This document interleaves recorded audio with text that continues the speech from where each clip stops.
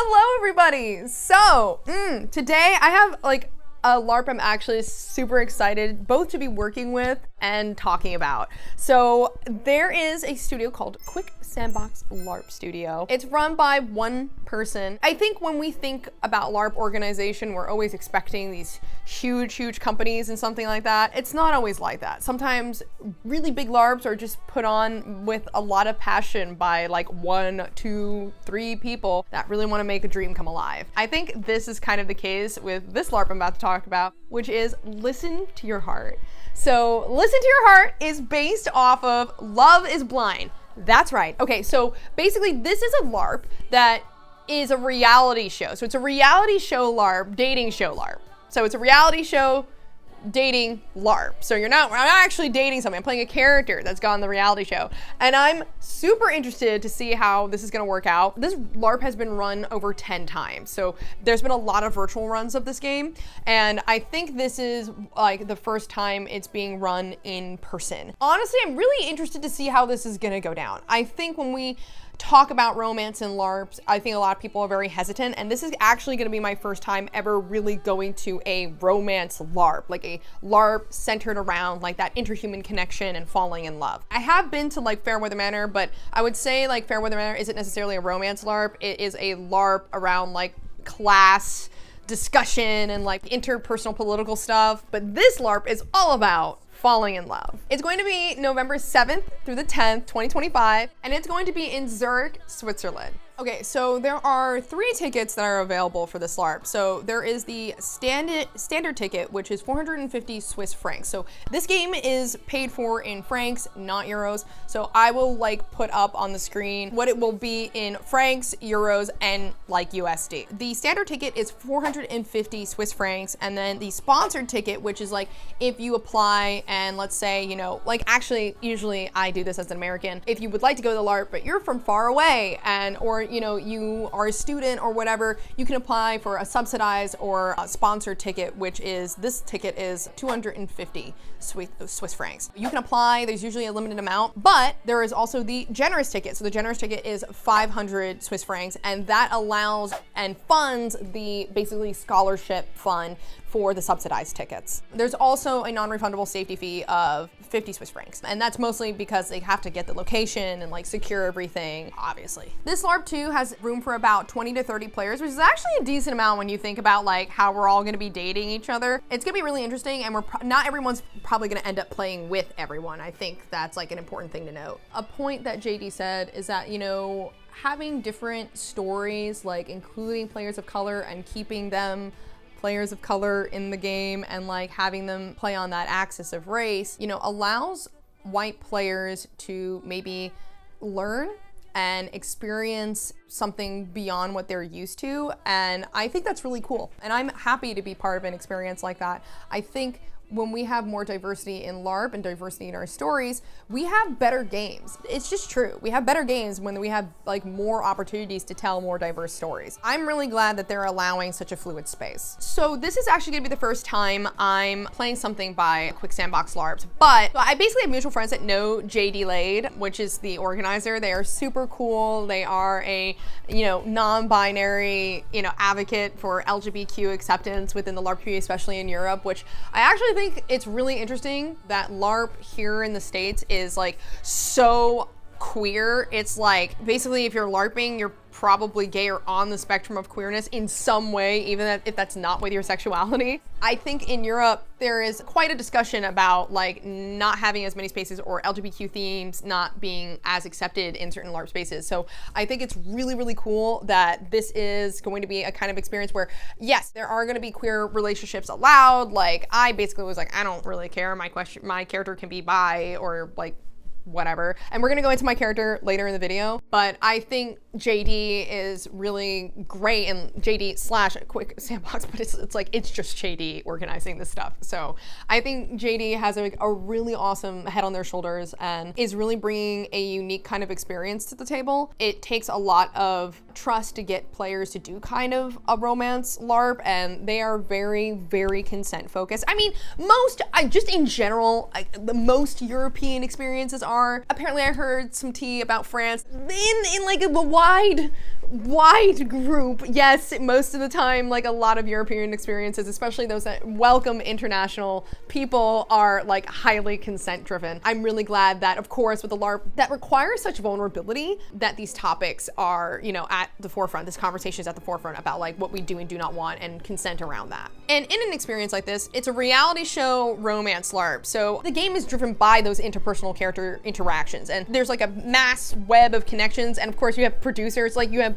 the show people pulling strings or whatever. And I think this is going to be a very interesting meta kind of experience about falling in love and what that might look like. I think there's both the interesting idea that, like, yes, as a character, you're going into this and you're gonna try and fall in love with somebody and yada, yada, yada. But I also think as a player, we're gonna be going into these pods blind. As a player, we're not gonna know necessarily too much about another character unless they're on our sheet or, you know, if we're directly involved with them. There's gonna be a lot of feelings, is basically what I'm saying. There's gonna be a lot of feelings, a lot of drama. I also think what's really interesting and important to mention here is that JD, being basically the sole organizer of like QuickSandbox LARP Studios, they're trying to show that there is like a human here. It's not some like big money, big organization. I think when we talk about blockbusters and international experiences, we've gotten very used to just thinking about these big companies that have big budgets and like big money. And it's not always like that. It is,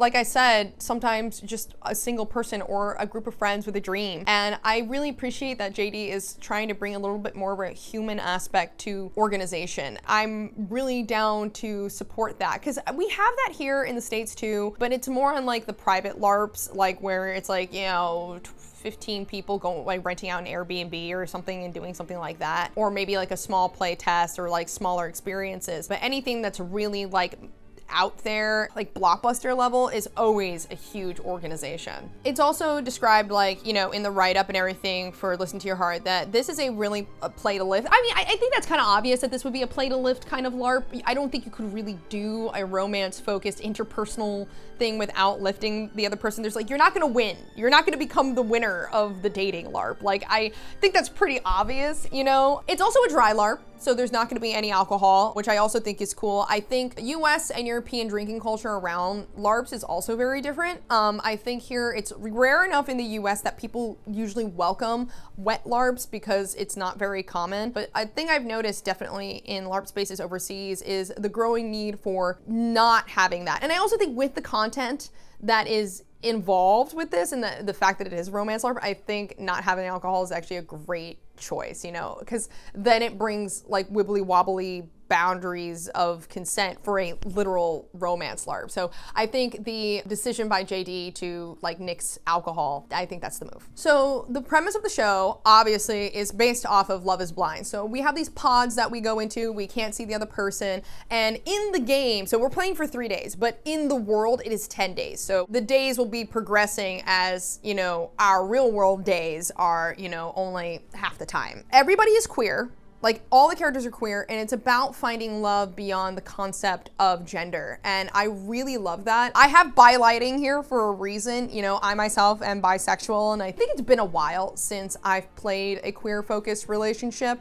I'm pretty sure the last queer, it might have been the cyberpunk, the Jackalope cyberpunk LARP that I played way back in like, oh my God, it has to be like 2019. It's been a while since I played a queer character, and I'm excited to, I don't know, have a space to be openly queer in LARP. Sometimes we do fall into heteronormative stories in LARP spaces because that's honestly, heteronormativity is our society default, whether or not that we like it. So I'm really excited to play a character that gets to experience romance freely. I have noticed this trend with a lot of European LARPs where like, they're like, oh, are you on the spectrum of, you know, marginalized, this, that, and the other? Like, how would you want that to affect your character? And then they're like, oh, actually, we don't know how to write for you, so you can't come to the LARP. Or like, actually, the fact that you're BIPOC is relatively inconvenient for us because we don't feel like we could write your character. So actually you can't come. Thanks for self-identifying, fuck off. I was super interested when I found out about it. A friend let me know like, hey, I think this is a LARP you might like. And I was like, ooh, okay, cool, let me check this out. All of a sudden I'm like, okay, I see that they have a spot for like marginalization and like,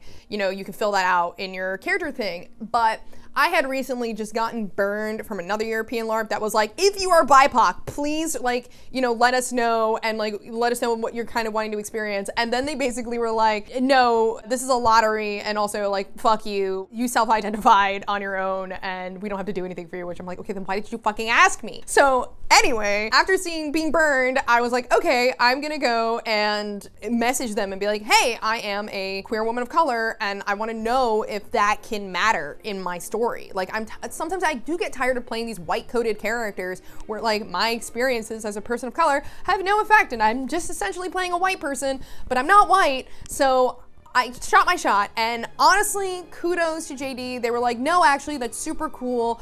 We can totally involve that, and like we can work like how you want to do that and everything like that, which I was just like blown away, and I was like, okay, now I'm interested. So then we got to talking, and here we are. So I really got to give it to JD for being so open about like themes and really wanting to advocate for LGBTQ and like other marginalized people in this space and in this LARP. I think that's really awesome, and I think it gives us an opportunity to express ourselves and tell just different stories. As we are all unique, having variety only makes LARP better. It's only gonna make it more fun. Everything happens with enthusiastic consent. So in a way, it's kind of like Giovanni, where you get to opt into the kind of play that you want. So like in Giovanni, you opt into the racism, and like actually I just came back from Giovanni Run 7, and they actually, Orion tweaked it some more. So instead of the racism having to be complementary in its nature, it was really up to the person to like decide what they wanted, and I could individually calibrate, and it was really cool. This is kind of the same vibe. It's like enthusiastic consent around anything, whether that be like,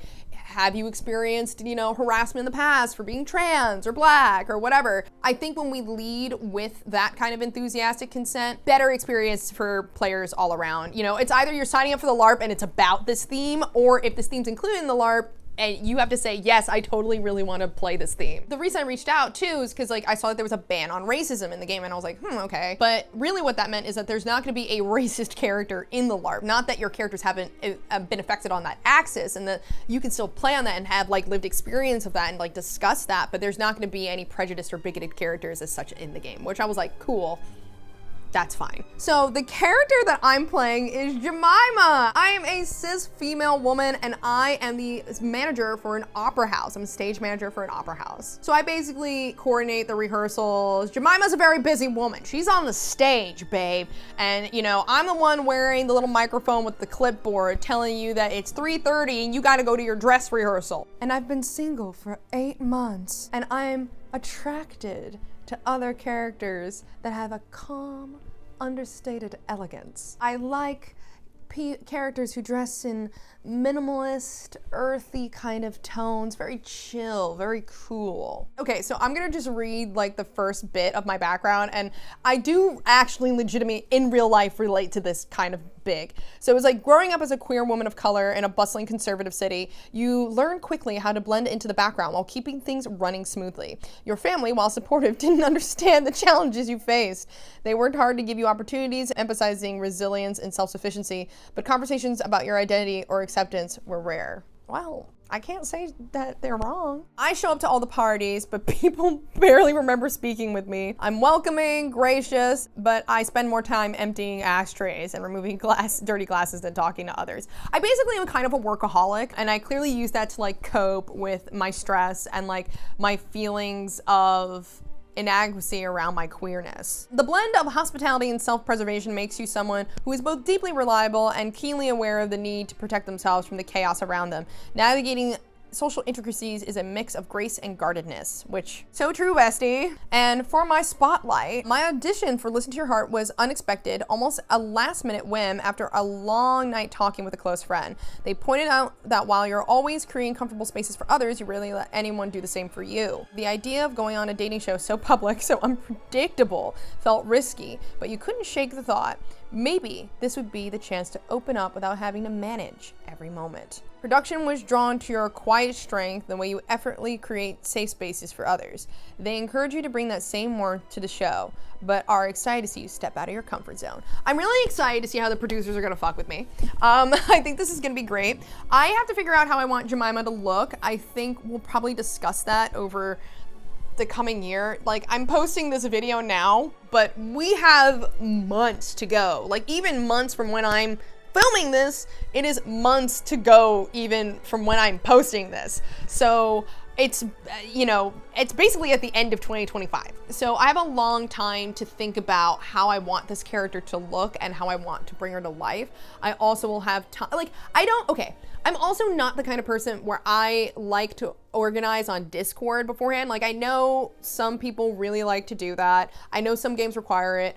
I think if an experience is truly good, I should not have to spend like daily on Discord talking with other people or like organizing my ties for it to be a good experience. I should be able to go there and have fun because there's a lot of people that aren't going to be on the Discord. And so I usually abstain from showing up on Discords. I'm really excited to be working with QuickSandbox LARP Studios. I think they are bringing the right kind of heart to the table, and you guys have a chance to go to this LARP too. Signups are open.